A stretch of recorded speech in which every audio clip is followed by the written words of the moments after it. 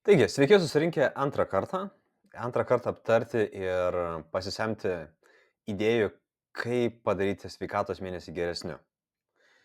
Ir tiems, kurie pamiršo, kas aš esu, tai esu Mantas Trolė, olimpietis slidininkas, dalyvavęs poroje olimpinių žaidynių, keliose pasaulio čempionatuose ir begalį tarptautinių varžybų.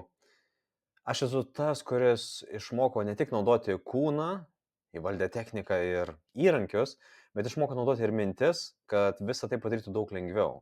Taigi šiandien ir pabandysiu pasidalinti savo paties atradimais ir būtent tais patarimais, kurie man padėjo įvaldyti sportą ir netgi tais patarimais aš naudojuosi šiandien, kai nebesportuoju profesionaliai, kai tiesiog tenka gyventi kasdienį gyvenimą. Taigi primenu apie tai, ką mes šnekėjome prieš tai, praėjusį susitikimą. Kalbėjome apie tai, kad Pasaulio sveikatos organizacija rekomenduoja sportuoti arba aktyviai judėti bent po 150 minučių. Jei tai yra nedidelis intensyvumas. Tuo atveju, jeigu mes tą darome intensyviau, galima sportuoti ir šiek tiek trumpiau, 75 minutės. Taip pat mes šnekėjome apie sporto ir fizinio aktyvumo naudas. Tokios, kad mūsų širdies sveikata pagerėja, kraujagyslių rizika sumažėja iki 35%, psichologinė sveikata pagerėja, jaučiamės pakilesni, labiau motyvuoti, geresnės nuotaikos, svoris savaime pradeda reguliuotis dėl pagerėjusio metabolizmo, na ir žinoma, mes turime daugiau energijos. Taip pat mes aptarėme priežastis, dėl kurių dažniausiai mes to nedarome. Tai yra laiko stoka, neturime tinkamos įrangos arba aplinkos, kur tą galėtume daryti, na ir žema motyvacija. O jeigu motyvacija žema, tai geriausia, ką mes išmokome arba ką sudėliojome praėjusią kartą, tai yra tai, kad reikia turėti tikslą, kuris orientuotas ne į tolimą ateitį, kad turėčiau kažkokią naudą vėliau ateityje, bet čia ir dabar, kad tiesiog turėčiau energijos ir gerą nuotaiką, kad šitas užsiėmimas tiesiog man pagerintų savijautą jau šiandien, jau dabar, jau po 15 minučių galėčiau jausti tas naudas. Taip pat, jeigu norime, kad tą darytumėm ilgai ir atsakingai, reikia turėti prasmę. Ta prasmė yra kažkas tokio didingesnio negu pats aš, negu mano trumpalaikiai tikslai. Kodėl prasmė svarbu? Todėl, kad kai turiu prasmę, man tuomet yra prasminga eiti ir tuo užsiimti, nes netgi tuo atveju, kai aš pats nenoriu to daryti dėl savęs, kai pats savimi netikiu. Pavyzdys yra sportininkas arba karys, kuris visada turi būti geroj fiziniai formai, ne dėl savęs, bet dėl to, kad atliktų tam tikrą misiją. Na ir žinoma, emocija. Emocija visada yra tas dalykas, kuris mus pakelia ir motyvuoja. Ir kad ir kaip atrodytų, kad mums reikia tam tikrų naudų, gero, tobulo fizinio kūno, energijos arba sveikatos, bet iš viso šito slypi emocija. Nes jeigu aš kaip sportininkas laimiu varžybas, tai galų gale man svarbu pripažinimas ir įvertinimas, kad aš galiu, kad aš esu reikšmingas, kokį pokytį galiu sukelti. Ir iš viso to yra emocija. Taigi šios tris dalykus matydami mes galėsime save lengviau motyvuoti. Na, o dabar trumpai pristatau, apie ką šnekėsime šiandien. Tai yra pirmas dalykas, sportas turi būti sunkus ar neturi būti sunkus. Bandysime išsiaiškinti, kokie sunkumo tipai yra ir kaip pasirinkti mums optimaliausią. Taip pat pasišnekėsime, kas vyksta su mūsų kraujotakos sistema fizinio krūvio metu, bei kaip tą panaudoti mūsų naudai, kaip išsirinkti, koks intensyvumas mums yra tinkamiausias. Na ir žinoma, pašnekėsime, kiek sporto yra pakankamai. Kada yra daug, kada yra mažai, kaip susidėlioti tobulą rutiną. Taigi, pradėkime nuo sunkaus sporto. Asmeniškai aš pastebėjau, kad sporto intensyvumą arba susikaupimą, pastangas galime matuoti trimis lygmenimis. Tai visų pirma yra mankšta. Mankšta, kurią mes galime daryti labai lengvai, jinai skirta pagerinti savijautai, metabolizmui. Labai kažko nelavina, bet tiesiog tai yra fizinė veikla kaip mankšta. Kitas būdas yra palaikantis sportas, kuris palaiko mūsų fizinę būklę, kuri yra, tai man kaip sportininkui tai yra labai svarbu, kad išlaikyčiau savo fizinę formą. Na ir žinoma, ugdantis sportas tai yra tas sportas, kuris gerina mano fizinės galimybės. Taigi, pažvelkime visas jas šiek tiek giliau, nuosekliau. Mankšta. Mankšta mes galime užsiimti kone kasdien ir kone pusę paros laiko, kuomet mes nemiegame. Kodėl? Todėl, kad mankšta tai iš tikrųjų yra mūsų fizinių savybių ir fizinių galimybių atstatymas bei priminimas, ką mes galim padaryti.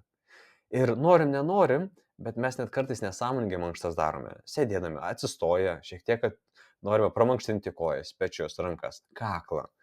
Ir visa tai jau yra mankšta.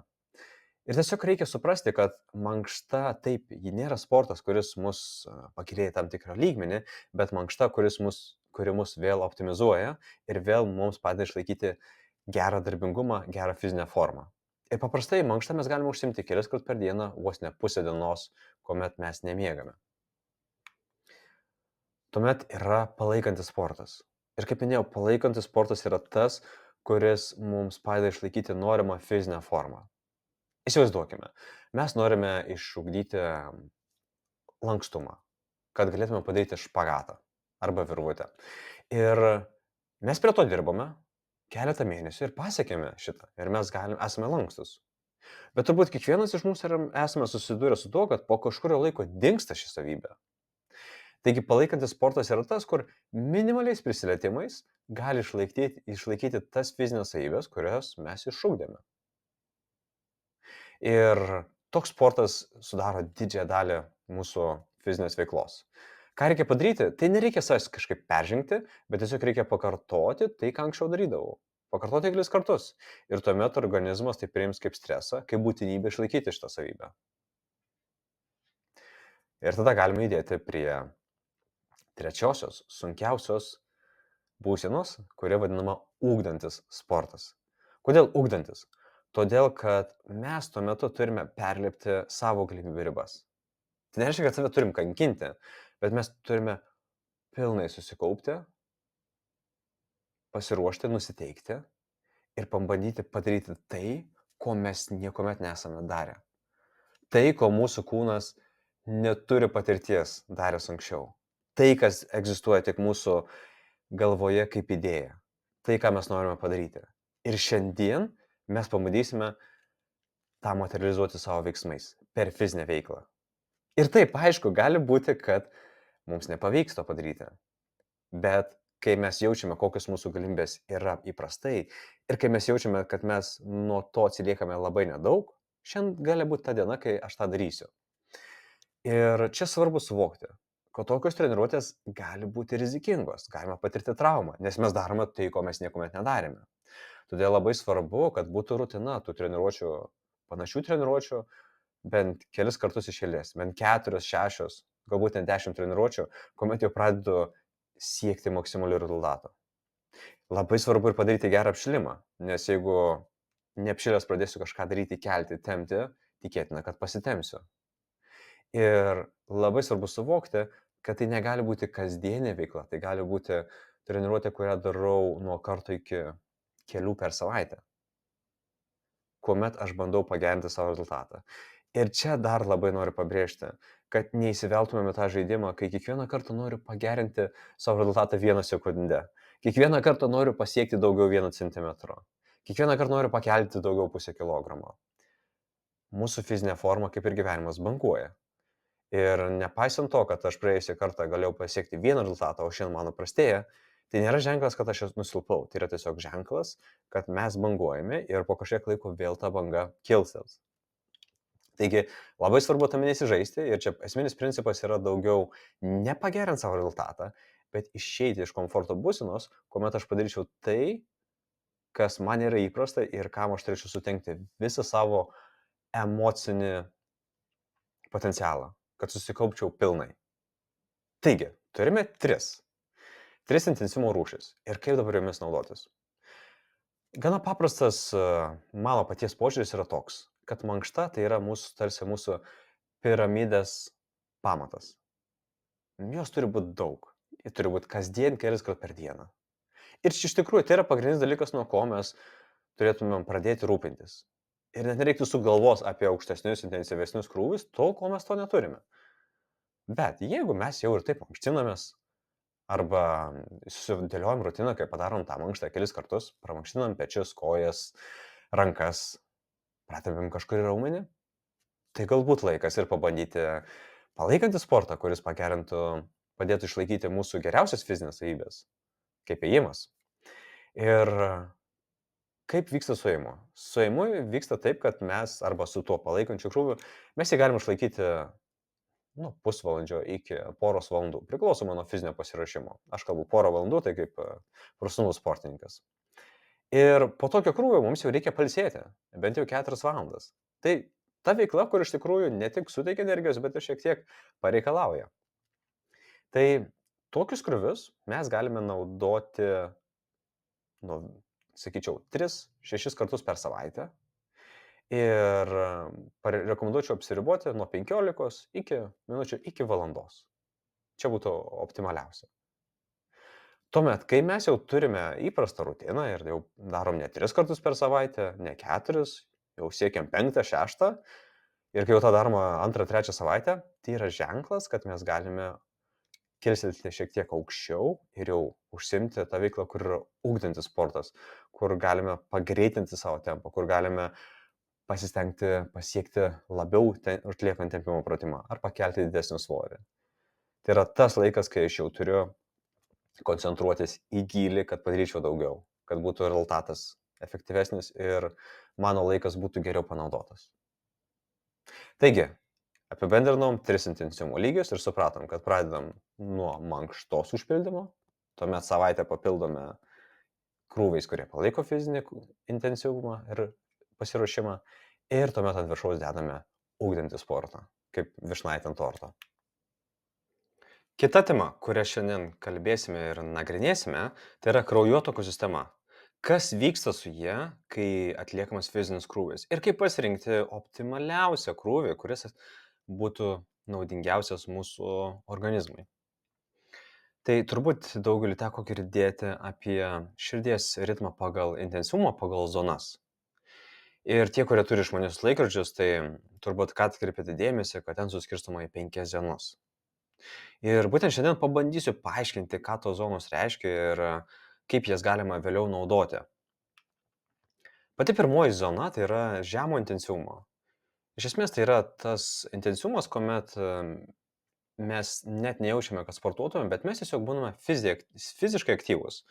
Galime dirbti lengvai sode, vaikščioti po parduotuves arba tiesiog bendrauti su kolegomis, judėdami iš lėto aktyviai. Ir kad būtų lengviau įsivaizduoti, tai jeigu mano pulsas maksimalus yra 180, tai tokiu atveju šio intensyvumo zonoje mano pulsas būtų nuo 90 iki 110. Dabar nesu tikras, ar teisingai paskaičiau, bet tai yra 50-60% nuo maksimalaus širdies dažnio. Ir šis krūvis yra taip pat naudingas, jis dažnai netgi yra nuvertinamas, tiesiog jo reikia turėti daug ir reguliariai. Ir praktiškai netgi jeigu mes didžiąją dienos dalį taip fiziškai aktyviai praleisime, tai visi kiti krūviai galėtų būti sumažinti iki minimumo arba netgi galėtume ir be jų apsieiti. Netgi turiu istoriją, kai mano treneris iš Švedijos papasakojo apie tai, kad rinktinė, su kuriais dirbo 80 metais, nacionalinė Švedijos rinktinė, slidinėjimo rinktinė, iš tikrųjų buvo medkirčiai, kurie dirbo miške. Ir tik tuomet, kai 80 metais atsirado metodologijos, kaip geriau ruoštis ir pradėjo sportuoti pagal specialų pasiruošimą, visų nusivylimui pasirodė, kad rezultato nebuvo.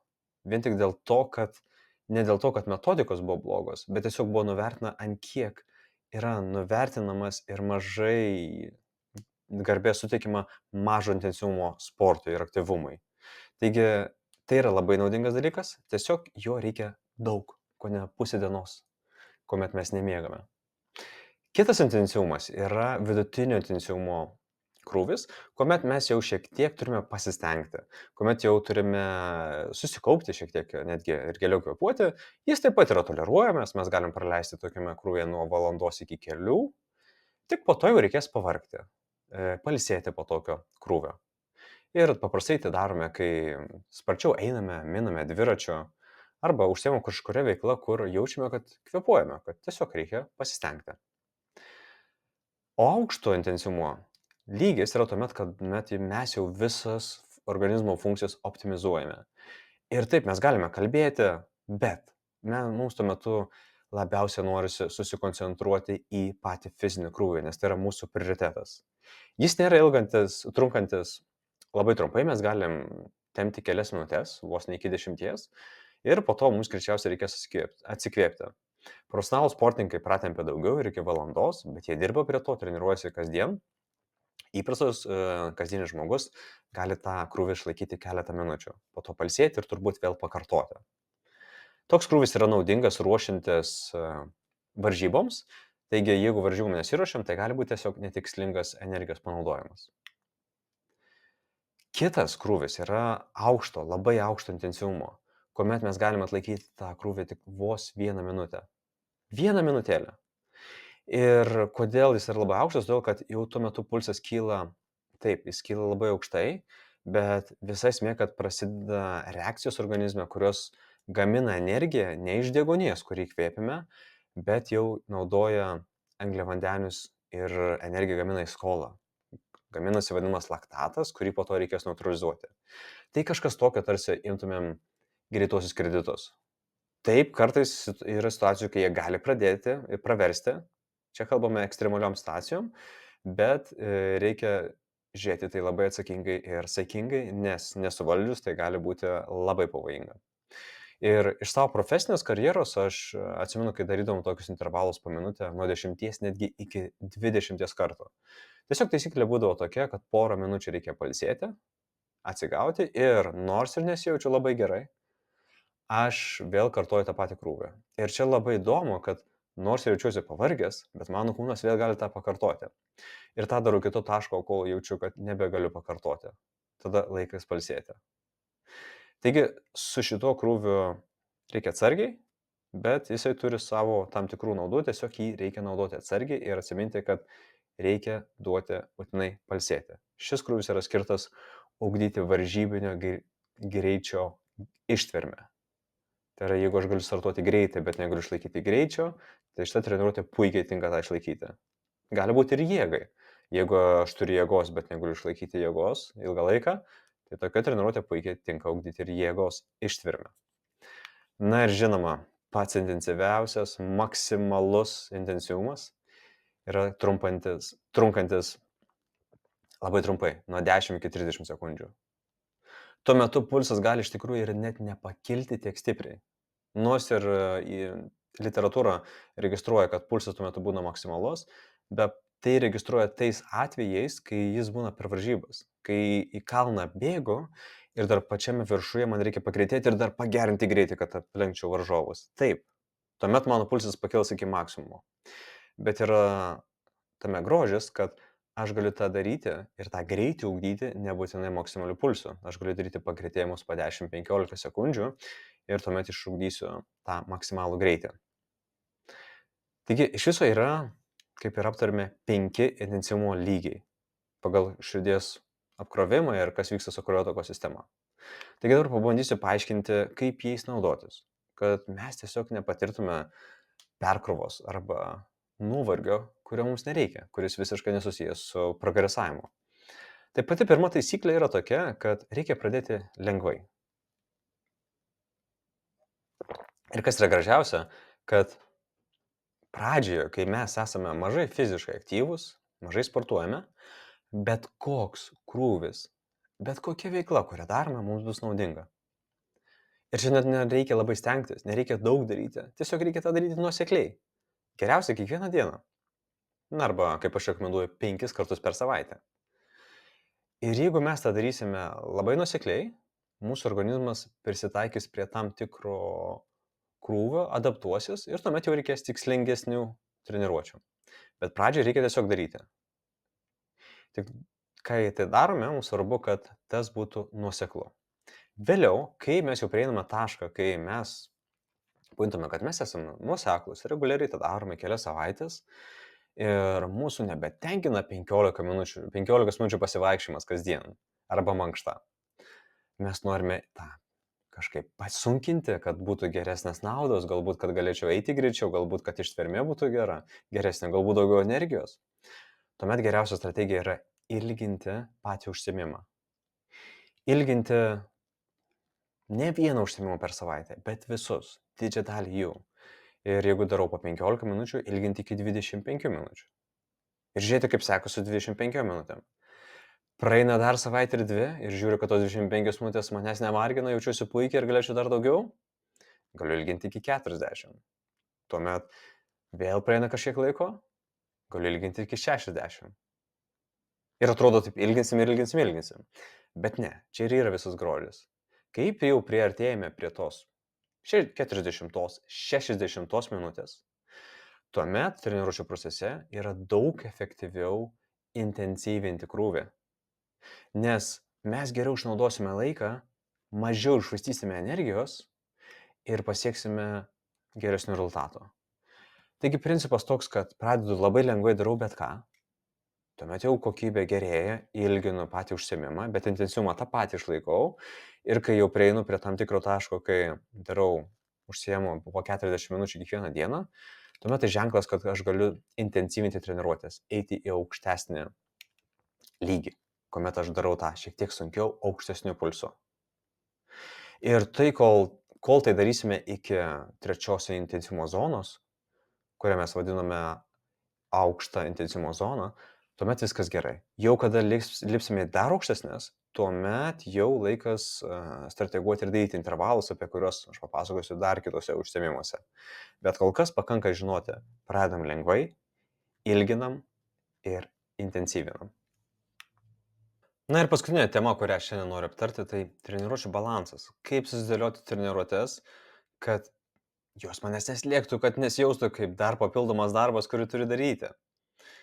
Taigi, kad geriau suvoktume, kaip išlaikyti tą balansą, aš papasakosiu jums pirmą apie tai, ką sportininkai treniruoja, kokias savybės. Tai pati svarbiausia ir elementariausia savybė, kurią mes turime išlavinti ir kurią laviname nuo mažų dienų, tai yra koordinacija. Kaip koordinuoti judesius. Kaip tiesiog pasirūpinti, kad mūsų ranka, mūsų pirštai būtų toj vietoje, kur mes norime, kad būtų, kad galėtume atlikti judesį. Ir kad šitas dalykas būtų koordinuojamas tinkamai, mums reikia 2 elementų. Vienas iš jų yra lankstumas, mobilumas. Kai mes turime sąnarius, kurie gali dirbti pilna amplitude, kuomet mano pečiai atpalaiduoti, keliai gali sulenkti pilnai, čiurnos taip pat manęs nevaržo. Ir paprastai būna didžiausia bėda, kuomet mūsų keliai arba tam tikri sąnariai negali sulenkti tiek, kiek norime. Kitas dalykas, kuris yra labai dažnai praleidžiamas pro akis, kuomet mes vertume lankstumą, bet nuvertiname produktyvų lankstumą, funkcionalų lankstumą, kuomet mūsų kūnas pats gali grįžti iš tos amplitudės, kurią pasiekė raumenų jėga, grįžti iš raumenų jėgos. Tai reiškia, jeigu aš savo ranką, petį atlošiau atgal, tai aš turėčiau gebėti savo raumenimis save ir sugrąžinti tą amplitudę. Ir čia, kad tai įvyktų, mums jau reikia antros savybės, tai yra jėga ir stabilumas. Tai yra jėga, kuri padeda sukurti stabilumą. Ir čia ne veltui įdėjau fotografiją, kur alpinistas tiesiog įsikibęs į uolą, atrodo stovi tarsi būtų atsipalaidavęs, be visiškai pastangų, nors tai yra fiziškai sunkus krūvis. O tai yra todėl, kad tiesiog jis labai gerai jaučia, kurios raumenis reikia įtempti, kad jis jaustųsi stabilus, nors tuo tarpu jo visi kiti raumenys ir visas kūnas yra visiškai atsipalaidavęs. Taigi jėga yra ne tik fiziniai darbui atlikti, ne tik pakelti kažką ar pastumti, bet ir stabilizuoti, kad mes jaustumėm tvirti, saugus ir stabilus. Dar viena savybė, kuri yra svarbi, tai yra pusiausvyra.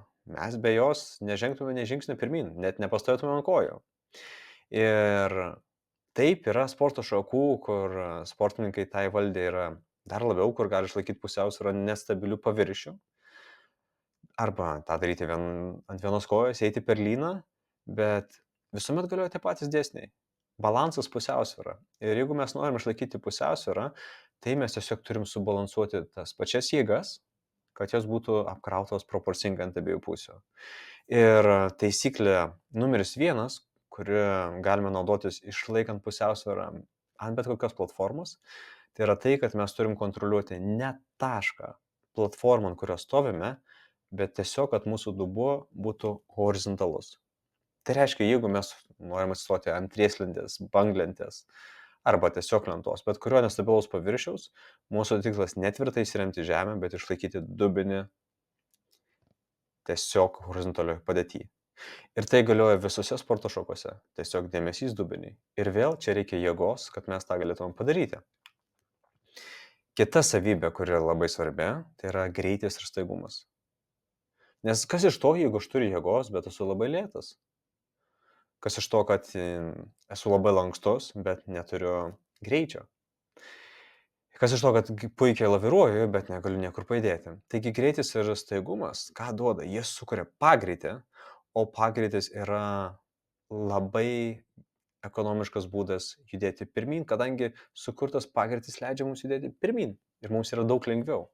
Ta turbūt pastebėjote važiuodami dviračiu, nes kai sukuriame pagreitį ir pasileidžiame ridėti nuo kalniuko, arba kad ir iš didelio pagreičio lygumoje, darbas tampa daug lengvesnis, negu tuo atveju, kai visą laiką sunkiai minu.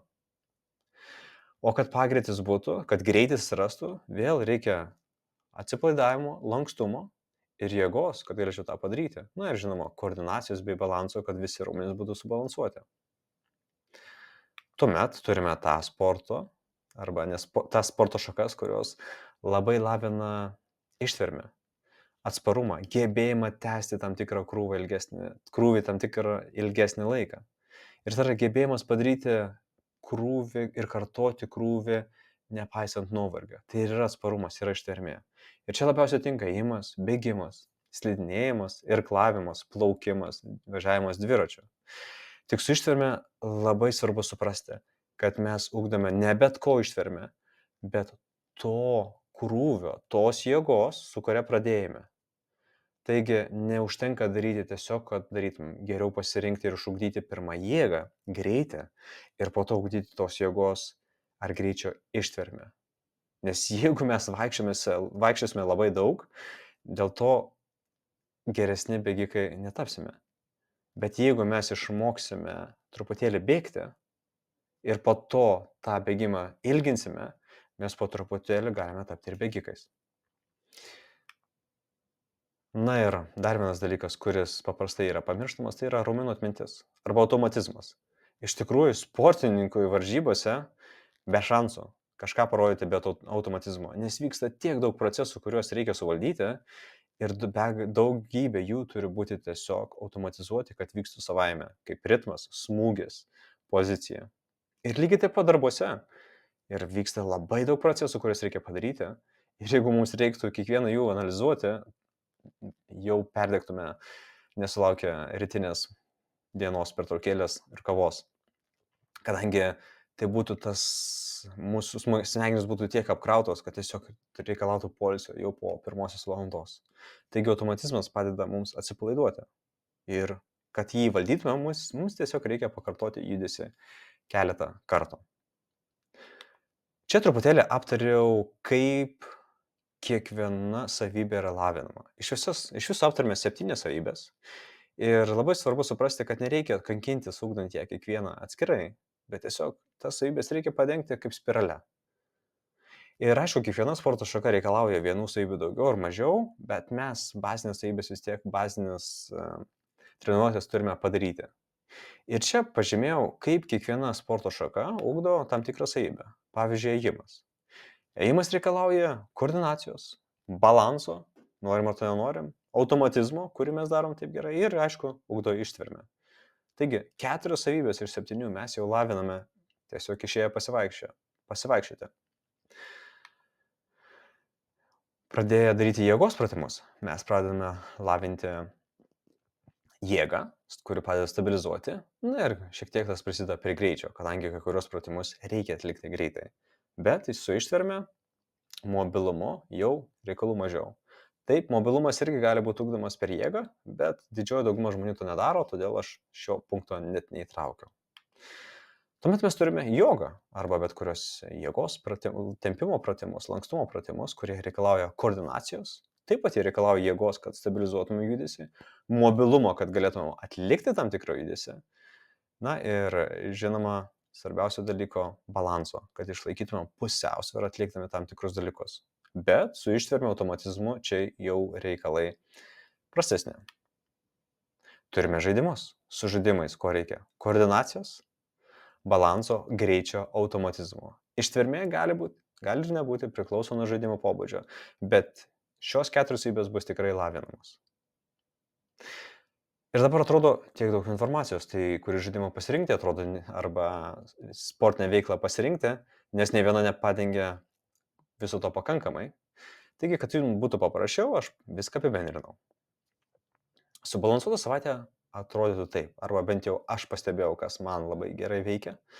Tai kai turiu 5 užsiėmimus per savaitę, iš jų 2 skiriu ugdyti mobilumui ir stabilumui. Tai jėgos pratimai ir tempimo pratimai.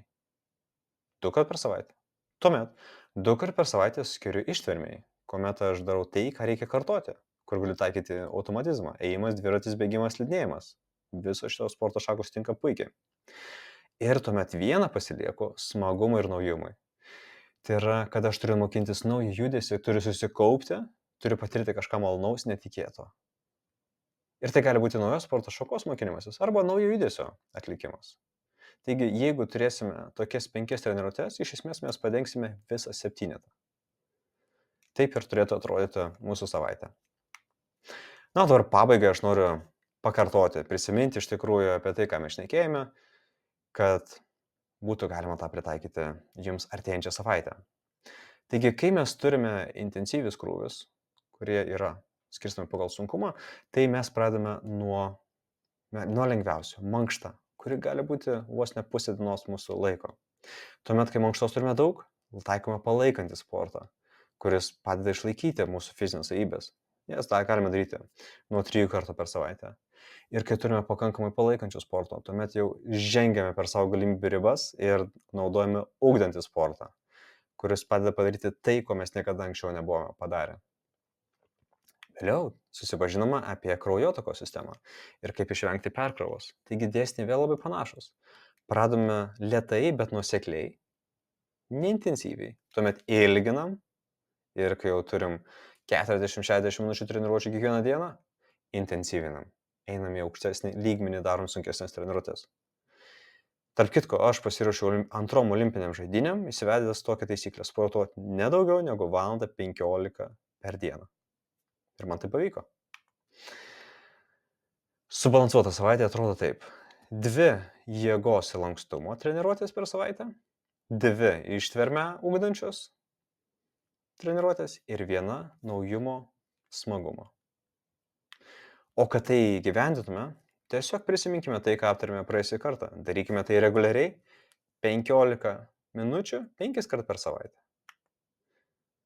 Ir kad būtų paprasčiau atrasti laiko, naudokime sporto autobusais, kurie važiuoja 3 kart per dieną.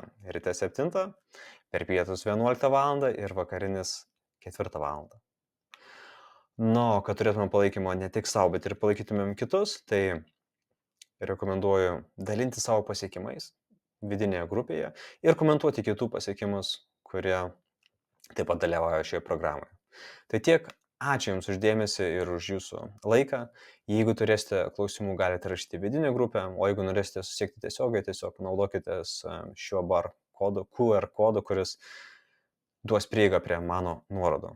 Tai tiek. Ačiū Jums už dėmesį ir energingos savaitės.